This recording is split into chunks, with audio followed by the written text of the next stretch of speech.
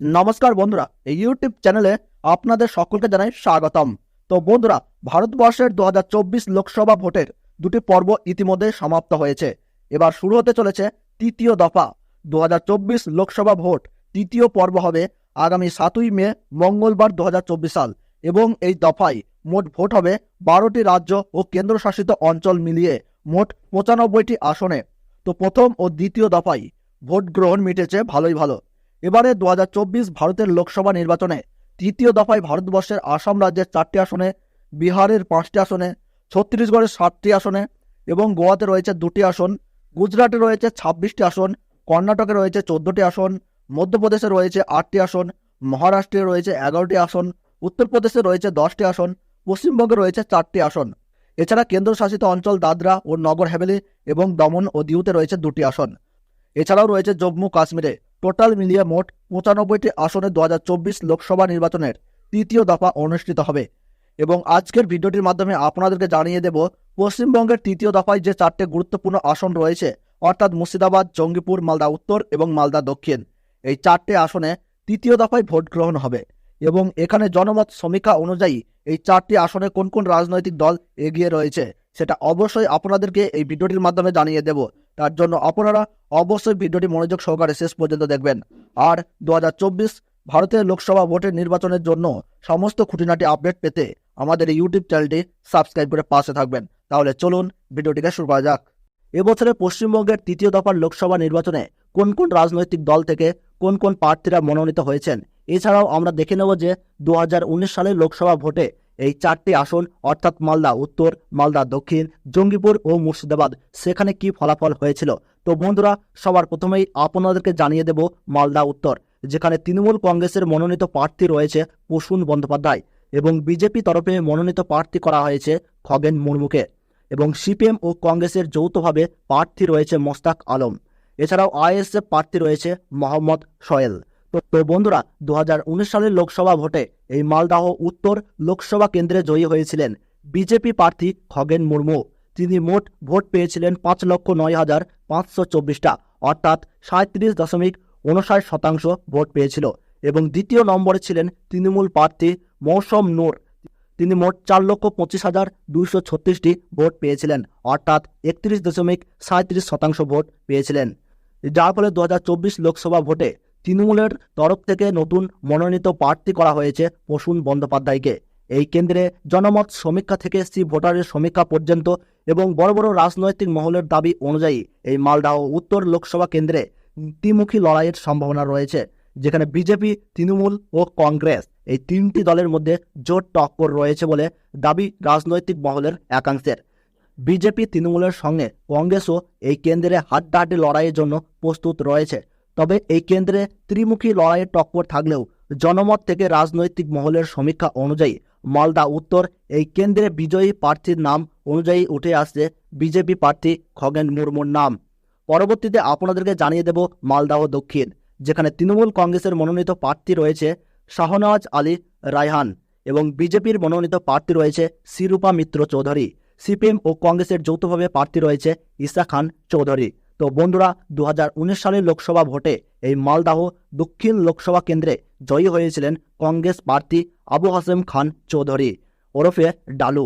তিনি মোট ভোট পেয়েছিলেন 4,44,270টি, অর্থাৎ তার ভোটের শতাংশ ছিল 34.71%। এবং দ্বিতীয় নম্বরে ছিলেন বিজেপি প্রার্থী শিরূপা মিত্র চৌধুরী। তিনি মোট 4,36,048টা ভোট পেয়েছিলেন, অর্থাৎ 34.07% ভোট পেয়েছিলেন। এবং তৃতীয় নম্বরে ছিলেন তৃণমূল মনোনীত প্রার্থী মোহাম্মদ মোয়াজ্জেম হোসেন। তিনি 3,51,353টি ভোট পেয়েছিলেন, অর্থাৎ 27.45% ভোট পেয়েছিলেন। এই কেন্দ্রে জনমত সমীক্ষা থেকে ভোটার এবং বড় বড় রাজনৈতিক মহলের একাংশের দাবি অনুযায়ী এই মালদা দক্ষিণ লোকসভা কেন্দ্রে ত্রিমুখী লড়াইয়ের টক্কর চলছে। এই টক্কর কংগ্রেস, বিজেপি ও তৃণমূলের মধ্যে রয়েছে। রাজনৈতিক মহলের সমীক্ষা অনুযায়ী পশ্চিমবঙ্গের 42টি লোকসভা কেন্দ্রের মধ্যে মালদাহ দক্ষিণ এই লোকসভা কেন্দ্রে ত্রিদলীয় হাড্ডাহাড্ডি লড়াই বেশ জমজমাট হয়ে উঠেছে। একটু এদিক ওদিক হলেই ফলাফল পাল্টে যাওয়ার সম্ভাবনা থাকছে। তবে 2024 লোকসভা ভোটে কংগ্রেসের তরফে যদি গতবারের বিজয়ী প্রার্থী আবু হাসেম খান চৌধুরী যদি মনোনীত হতেন, তাহলে কংগ্রেসের তরফে এই আসনটি ধরে রাখার সম্ভাবনা ছিল। যার জন্য এই লোকসভা কেন্দ্রে রাজনৈতিক মহলের দাবি অনুযায়ী এই কেন্দ্রে জয়লাভ করতে চলেছে বিজেপি প্রার্থী শিরূপা মিত্র চৌধুরী, যিনি 2019 সালে লোকসভা ভোটে মাত্র 8,000 ভোটে হেরেছিল এই আসনে। তবে এই কেন্দ্রে পিছিয়ে নেয় তৃণমূল কংগ্রেসের মনোনীত প্রার্থী শাহনওয়াজ আলী রায়হান। এই কেন্দ্রে বিজেপি প্রার্থী এগিয়ে থাকলেও এখন জনগণ কি রায় দেয় সেদিকেই চোখ সবার। পরবর্তীতে আপনাদেরকে জানিয়ে দেব জঙ্গিপুর, যেখানে তৃণমূল কংগ্রেসের মনোনীত প্রার্থী করা হয়েছে খলিলুর রহমানকে এবং বিজেপির মনোনীত প্রার্থী রয়েছে ধনঞ্জয় ঘোষ। সিপিএম ও কংগ্রেসের যৌথভাবে রয়েছে মোহাম্মদ মুর্তজা হোসেন এবং আইএসএফ প্রার্থী রয়েছে শাহজাহান বিশ্বাস। তো বন্ধুরা, 2019 সালের লোকসভা ভোটে জয়ী হয়েছিলেন তৃণমূল প্রার্থী খলিলুর রহমান। তিনি মোট ভোট পেয়েছিলেন 5,62,838টা, অর্থাৎ 43.14%। এবং দ্বিতীয় নম্বরে ছিলেন বিজেপি প্রার্থী মাহফুজা খাতুন। তিনি 3,17,056টা ভোট পেয়েছিলেন, অর্থাৎ 24.30% ছিল তার ভোটের হার। এবং তৃতীয় নম্বর ছিলেন কংগ্রেসের মনোনীত প্রার্থী অভিজিৎ মুখোপাধ্যায়। তিনি 2,55,836টি ভোট পেয়েছিলেন, অর্থাৎ 19.61% ভোট পেয়েছিলেন।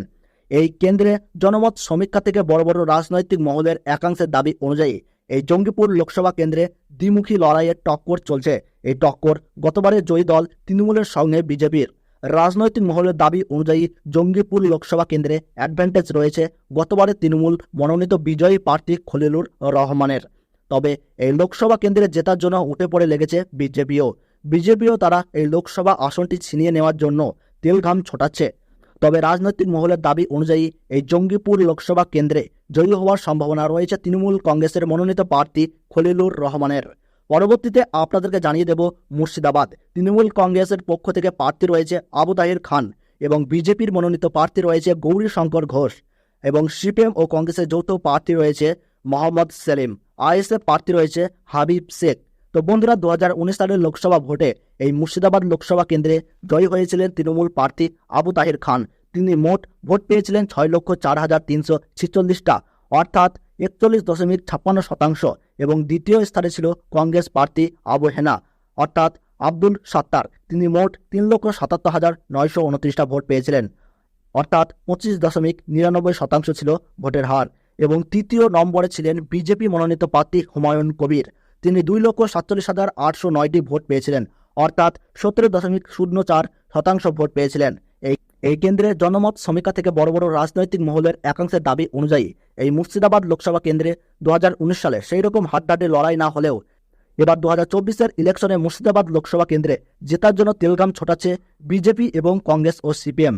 তবে 2024-এর লোকসভা ভোটে এই মুর্শিদাবাদ কেন্দ্রে হাড্ডাহাড্ডি লড়াই হবে বলে মত প্রকাশ করেছেন রাজনৈতিক মহলের বড় বড় রাজনৈতিকবিদরা। তৃণমূল, বিজেপি ও সিপিএম এই ত্রিদলীয় মুর্শিদাবাদ লোকসভা আসনে জেতার জন্য মুখিয়ে রয়েছেন। তবে এই লোকসভা কেন্দ্রে সম্ভাব্য জয়ী হিসেবে গতবারের বিজয়ী তৃণমূল মনোনীত প্রার্থী আবু তাহির খান জয়লাভ করার সম্ভাবনা রয়েছে।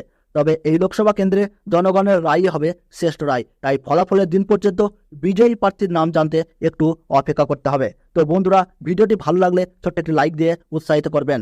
আর আপনি কোন জেলার লোকসভার ভোটের ফলাফল জানতে চাচ্ছেন তা কমেন্ট বক্সে জানাবেন। এবং পশ্চিমবঙ্গের 42 আসনের প্রতি মুহূর্তের ফলাফল জানতে আমাদের এই ইউটিউব চ্যানেলটি সাবস্ক্রাইব করে সঙ্গে থাকবেন। তাহলে সকলে ভালো থাকুন, সুস্থ থাকুন। ধন্যবাদ।